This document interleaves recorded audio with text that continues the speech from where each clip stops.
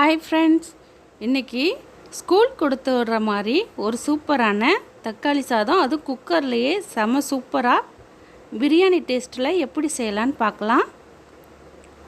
ஒரு குக்கரில் கொஞ்சம் எண்ணெய் ஊற்றிக்கோங்க, 1 டீஸ்பூன் நெய்யும் சேர்த்துக்கோங்க, 2 பட்டை, 3 கிராம்பு, 1 ஏலக்காய் அது மட்டும் சேர்த்துக்கோங்க.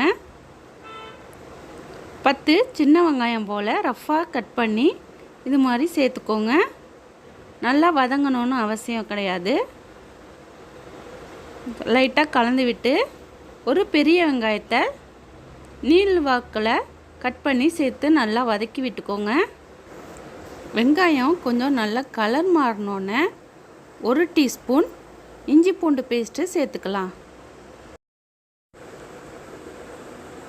இஞ்சி பூண்டு பேஸ்ட்டு போட்டோன்னே ஒரு பச்சை மிளகாவையும் சேர்த்து நல்லா வதக்கி விட்டுருங்க.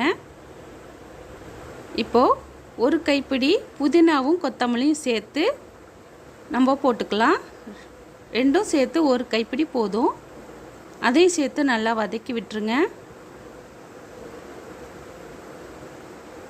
கொஞ்சம் நல்லா வதங்கி வந்தோன்னே 3 மீடியம் சைஸ் தக்காளி எடுத்து இந்த மாதிரி நீள் வாக்கிலே கட் பண்ணி சேர்த்துக்கலாம்.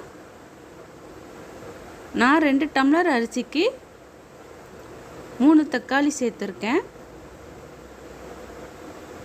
தக்காளி நல்லா வதங்கி வரதுக்காக 1/2 டீஸ்பூன் உப்பு சேர்த்துக்கோங்க,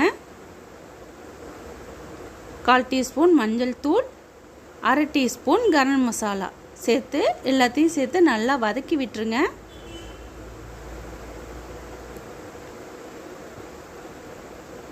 தக்காளி நல்லா கரைஞ்சி வரணும். இப்போது காரத்துக்கு 2 டீஸ்பூன் மிளகாய்த்தூள் சேர்த்துக்கிறேன்.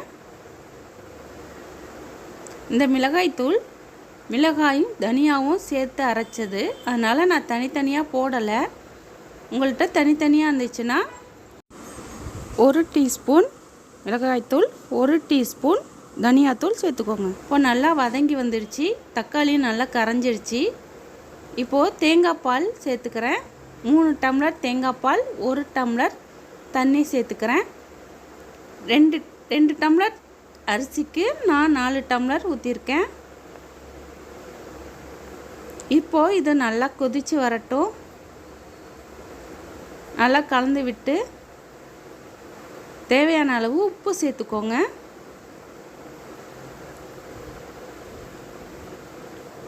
இப்போது இது நல்லா கொதித்து வந்தோன்னே 2 டம்ளர் அரிசியை 1/2 மணி நேரத்துக்கு முன்னாடியே நான் ஊற வச்சுருக்கேன். சாப்பாட்டு அரிசி தான் எடுத்திருக்கேன்.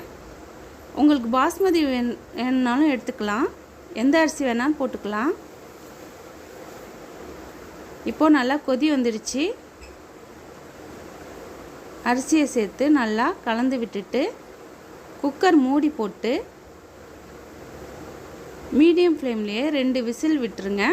2 விசில் விட்டாலே போதும், நல்லா வெந்து வந்துடும். இப்போது நல்ல விசில்லாம் அடங்கிடுச்சு.